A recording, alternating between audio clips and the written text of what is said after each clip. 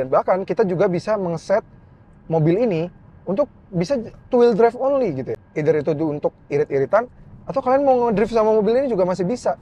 Tinggal matiin traction control, set ke two wheel drive, belakang doang, apalagi kan memang sudah RWD bias ya. Jadi kalau mau ngedrift pakai mobil ini untuk bersenang-senang juga masih bisa.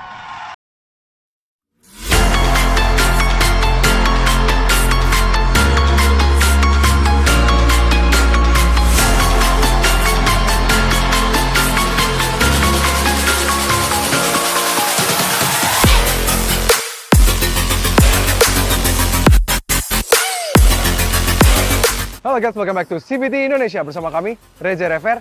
Ya, mungkin kalau kalian sebelumnya udah melihat, kami sudah berjalan bersama Hyundai Ioniq 5. Kita bikin vlog ya, Jakarta sampai Bali. Ya, video akan tayang di sini.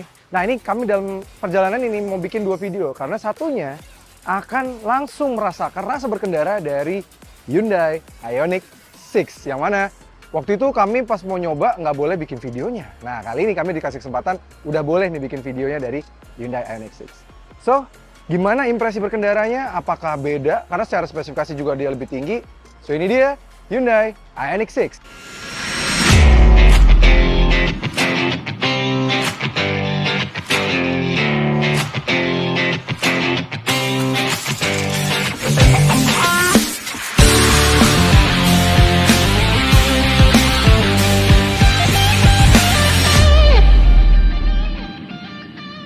Oke. Mungkin kalau bahas soal detail, kalian mungkin bisa lihat dari video kami yang ini, di mana kami sudah bahas seperti apa sih bentuk si Ioniq 6, terus harganya, dimensinya, desainnya, kami udah pernah bahas. Memang dia kayak dibedakan ya dibandingkan dengan Ioniq 5, yang di branding crossover SUV, dia kayak padahal bentuknya kayak hatchback besar ya. Tapi kalau mobil ini, dia di branding benar, karena di branding sebagai sedan sport. Karena kalau kita lihat tampilan depannya itu sporty banget, dan di bagian belakang kayak coupe ala-ala Porsche. Keren banget ya, gitu. Oke, dia punya kapasitas baterai juga lebih besar dibandingkan dengan Ioniq 5. Motor listrik juga lebih besar. Tapi kalau kita ngomongin itu lagi, kelamaan lah ya. Kita langsung jalan-jalan aja yuk. So, let's go, ikutin terus. Oke CVT, sekarang kita langsung jalan aja sama Hyundai Ioniq 6 yang akhirnya meluncur di Indonesia dengan bandrol 1,197. Mobil ini punya spesifikasi memang lebih up dibandingkan dengan Ioniq 5 biasa. Kalau Ioniq 5 tuh cuma di 200-an paling tinggi gitu ya. Dia tenaganya dari motor listriknya yang lebih besar juga, dia tenaganya di 326 PS dan torsinya di 605 Nm. Besar banget. Jadi memang lebih besar. Dan kalau kita ingat-ingat ya spesifikasinya, dia mirip banget sama saudaranya dari Korea juga, yang satu platform juga, eGMP, yaitu si Kia EV6. Kia EV6 juga dibanderol lebih mahal sedikit, karena memang Kia EV6 punya beberapa fitur yang sedikit lebih lengkap daripada mobil ini. Mulai dari kunci dari mobil ini saja, belum ada opsi yang bisa maju dan mundurin mobil ya, yang remote panci parking start itu belum ada, sedangkan di EV6 sudah ada. Jadi ada beberapa penyesuaian untuk si Ioniq 6 ini supaya harganya lebih ditekan dibandingkan dengan EV6 gitu. Tapi apa bedanya sih Ioniq 6 sama si Ioniq 5? Kita langsung bahas dulu mulai dari apa yang kami rasakan. Sebenarnya memang kami sudah pernah bikin video ya dari Ioniq 6 ini. Nah, posisi duduk dari si Ioniq 6 ini kami rasa adalah yang mana floor-nya itu sedikit lebih tinggi dibandingkan dengan Ioniq 5 gitu ya. Jadi kalau posisi duduk kami seperti ini kakinya kayak lebih sedikit jongkok ke atas gitu ya. Gitu. Dan kelemahannya si Ioniq 6 ini justru dia malah nggak ada leg extendernya. Sedangkan di Ioniq 5 ada. Nah, ini kita jadi kayak lebih jongkok aja gitu. Jadi kalau posisi duduk sebenarnya malah justru lebih nyaman di Ioniq 5 dibanding dengan Ioniq 6. Sudah dia bentukannya juga lebih duduk, dia di sini malah nggak ada leg extendernya gitu. Tapi untuk yang suka duduknya sporty banget, ya kami jujur sebenarnya juga suka. Ini bisa lebih rendah dibandingkan dengan Ioniq 5, jadi posisi duduknya itu bener-bener spot on banget, kayak rasanya ya proper sedan gitu. Karena since mobil ini bentuknya juga sedan kan, sedan sport. Jadi bener-bener rasanya tuh kayak di sebuah sedan gitu, proper.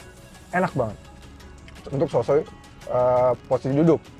Tapi ada beberapa hal yang ingin kami point out di sini, yaitu adalah kalau desain dashboard kami suka banget ya. Desain dari speedometer yang sudah digital juga, layar entertainment yang sudah digital juga. Ini bagus karena bezelnya warna hitam dan silver. Jadi bagus gitu. Dan bahkan ada Ioniq 5 yang di-convert jadi desain dashboardnya seperti si Ioniq 6 ini. Ada beberapa vendor yang bisa meng-convert seperti ini. Sedangkan kalau di Ioniq 5 kan kayak warna putih taplek gitu aja ya. Kayak Stargazer yang belum improvement kan, yang ujungnya sekarang juga jadi buat warna hitam gitu. Preferensi sih memang retro look di Ioniq 5. Tapi kalau kami pribadi, kami lebih suka ini gitu. Mau dirubah temanya jadi warna putih, mau dirubah temanya jadi warna hitam seperti ini, itu pun masuk gitu desainnya. Nggak butuh dicerna gitu. Kalau sedangkan di Ioniq 5 kayak agak butuh sedikit dicerna dikit lah gitu. Nah, dan yang bagus-bagusnya dulu ya, dia sudah pakai premium sound dari Bose, dan di Twitternya ini aja kelihatan ada Bose-nya.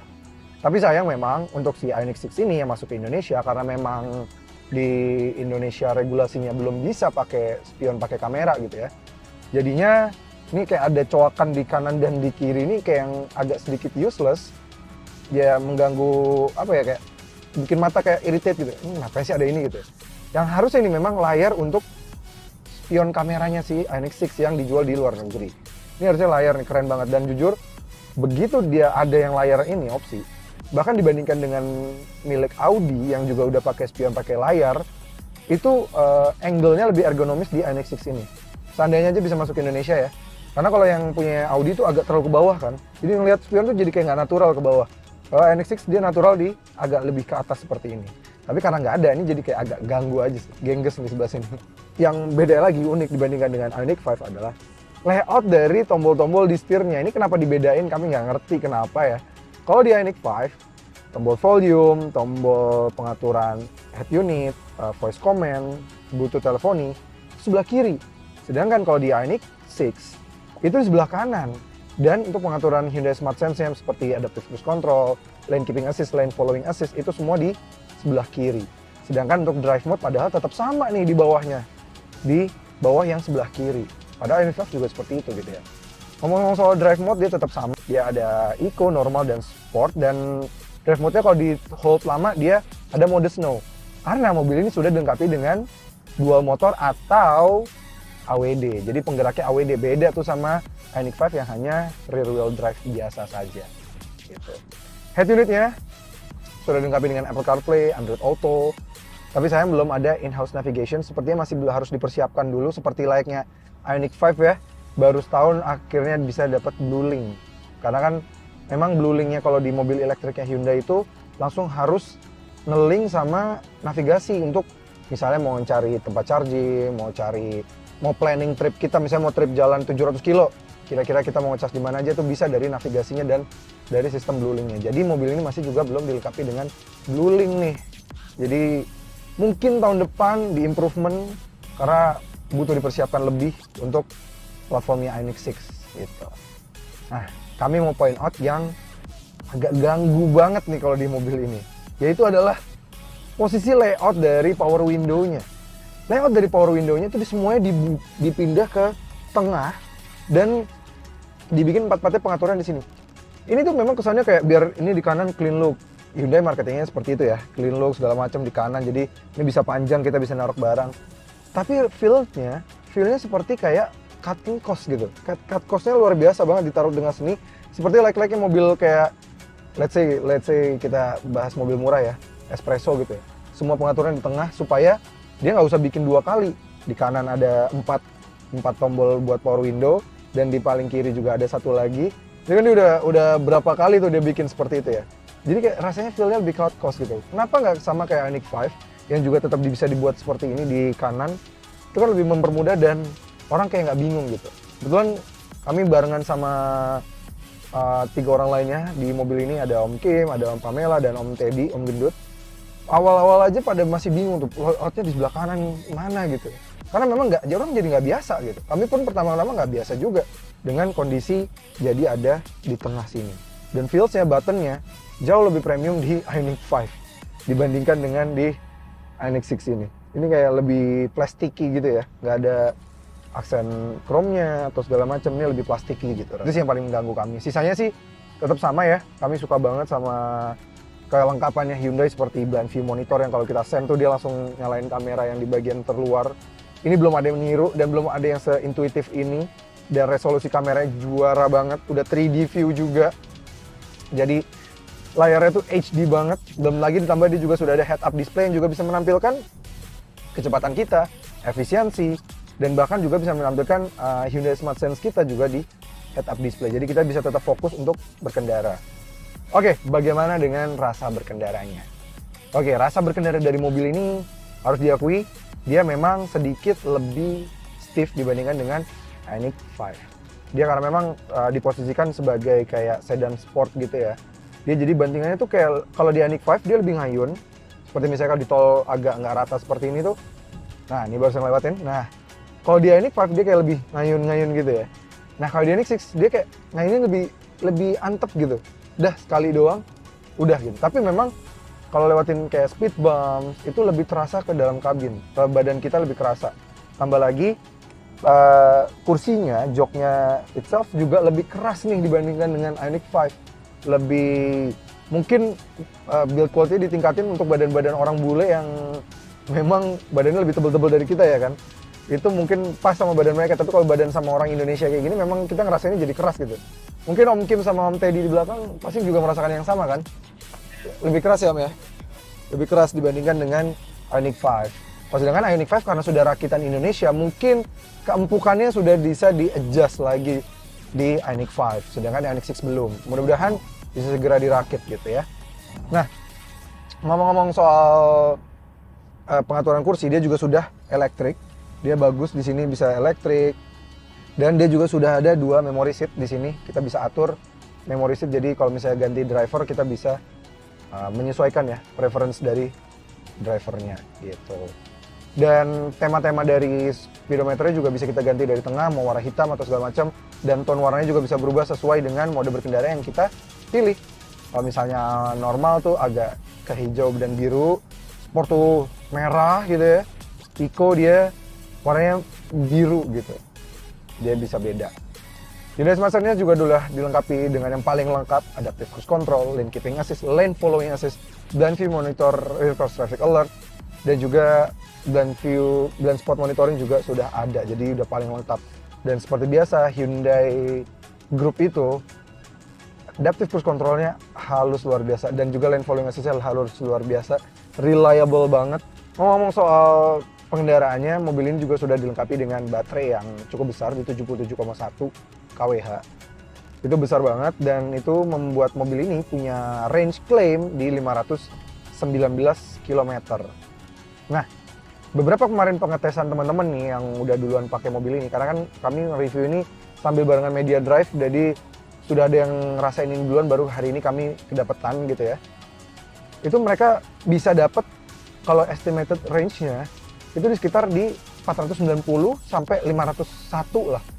Tapi overall yang bisa kami rasakan adalah di sini bantingan dari suspensinya memang sedikit kurang nyaman, tapi kalau kalian matikan semua fitur safety-nya, handling dari mobil ini memang jauh lebih menyenangkan sih. Lebih engaging gitu. Setirnya feedback dari jalanan. Wah, ini kita mau pindah-pindah lane seperti ini, mau zigzag. Ini udah berhenti Om, udah berhenti Om. Saking feedbacknya terasa ya.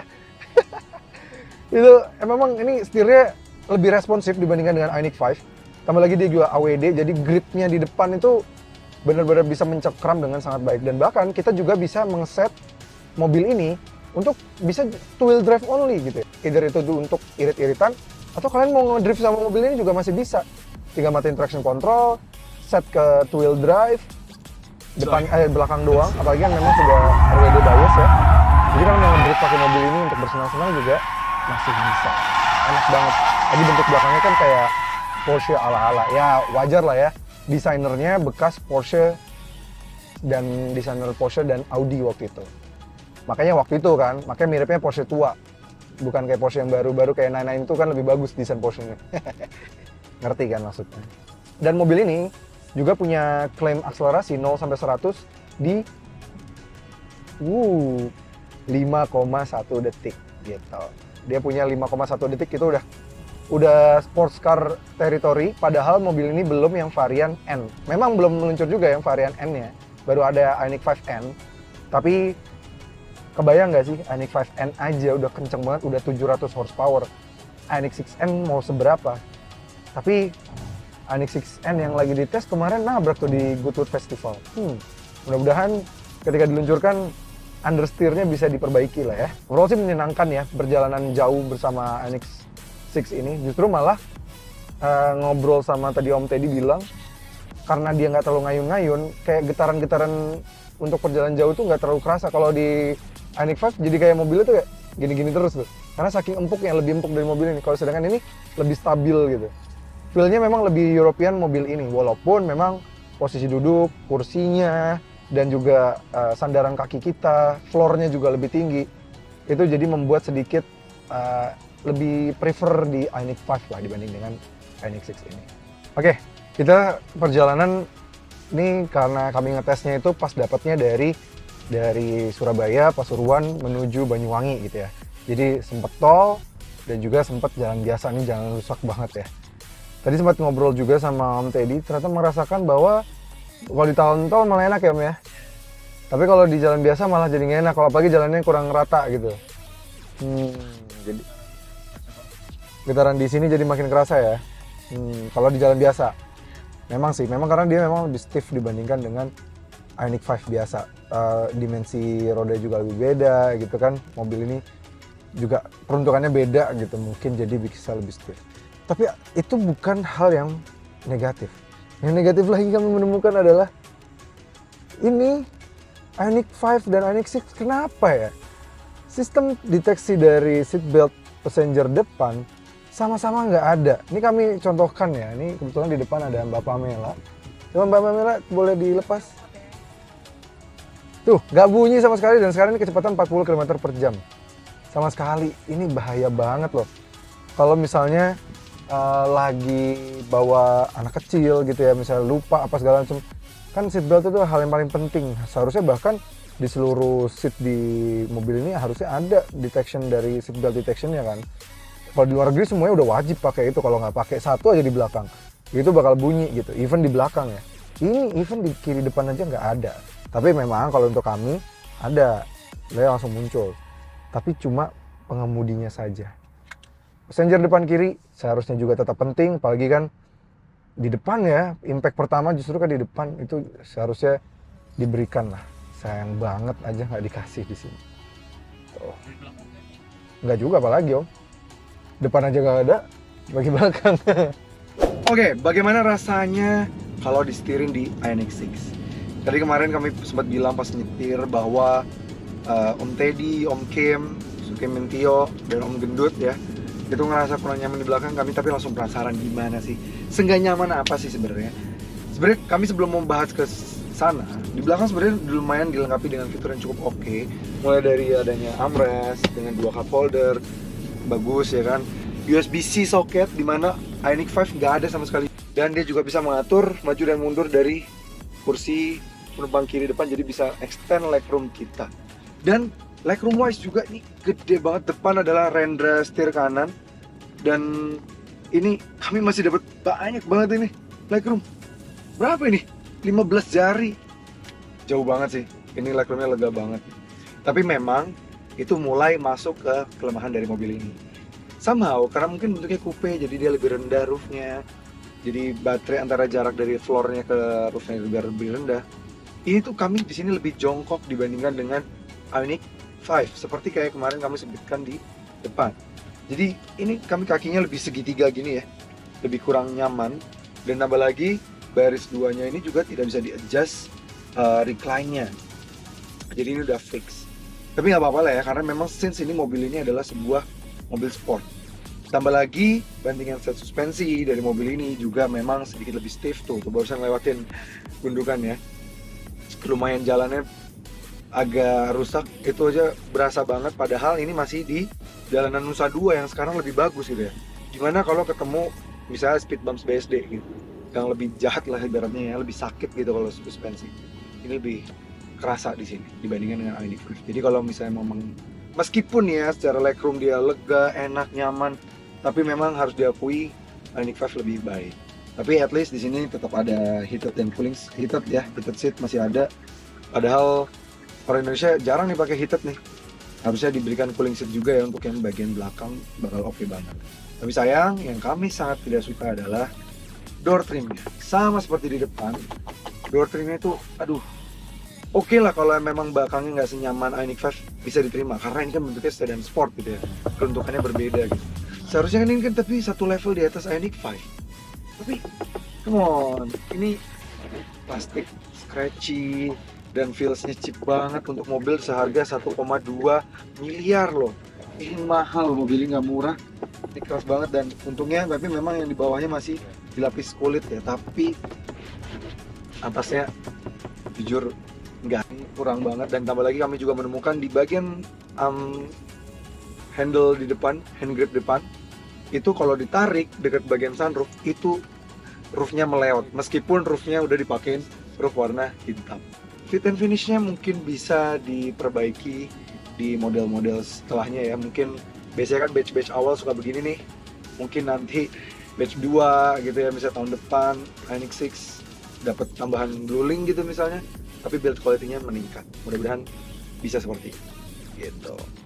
Dan menarik ya, di bawah sini tetap ada untuk V12, dia tetap bisa untuk V12 ya.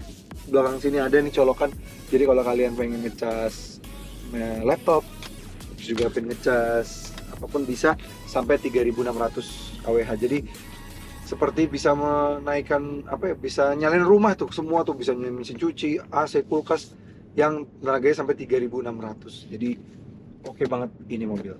Dan dia akan cut off kalau mau V12 akan cut off kalau baterainya persentasenya di bawah 20%. Ya, itu dia kesimpulan dari review first impression atau first drive impression dari Hyundai Ioniq 6 dari Surabaya sampai Bali ini. So overall, mobil ini memang menyenangkan sekali kalau kalian menjadi drivernya. Enak banget kalau selip-selip ya. Gripnya enak, feedback dari steeringnya lebih enak daripada Ioniq 5. Dan juga mobil tuh karena dia all wheel drive, grip depannya tuh bener-bener dapet banget. Dan bentuknya karena sedan sport, juga handlingnya jadi semakin menarik lagi. Dengan tenaga 326 horsepower lebih besar juga dan 605 Nm, mobil ini menghadirkan sensasi berkendara yang berbeda dibandingkan dengan Ioniq 5. Dan dia juga punya range yang cukup jauh. Jadi kalau kayak kami nih melakukan perjalanan dari Jakarta sampai Bali pakai ini menyenangkan banget karena nggak perlu dikit-dikit ngecas pakai mobil ini karena dia cukup jauh kok. Udah sangat lebih dari cukup kalau menurut kami. Tapi memang dia tetap punya ada kelemahan lah ya. Seperti baris belakangnya memang kurang nyaman ketika disetir dan juga beberapa kayak pengurangan cost gitu ya pada bagian konsol tengahnya yang mana justru pada bagian door trimnya Ioniq 5 lebih premium. Dan kami sih kalau disuruh memilih kalau untuk berjalan Jakarta dan Bali bukan pakai Ioniq 6 tapi pakainya Ioniq 5. Kenapa begitu? Karena dia lebih nyaman dan lebih manusiawi, sudah dilengkapi dengan BlueLink. Ioniq 6 memang belum dilengkapi BlueLink, tapi mudah-mudahan segera dilengkapi dengan BlueLink karena ternyata BlueLink di Ioniq 5 sangat-sangat berfungsi dengan sangat baik. Gitu. Oke CVT, terima kasih sudah menonton. Jangan lupa like video ini, subscribe ke channel YouTube CVT Indonesia, dan nyalakan lonceng notifikasi. Main juga ke Instagram kami di @cvt.indonesia. Dan bagi kalian tertarik untuk meminang Ioniq series dari Hyundai, bisa melakukannya melalui website kami di cvtindonesia.co.id. Oke, gue Reza Rever, itu dia review dari Hyundai Ioniq 6. Sampai ketemu lagi di video berikutnya.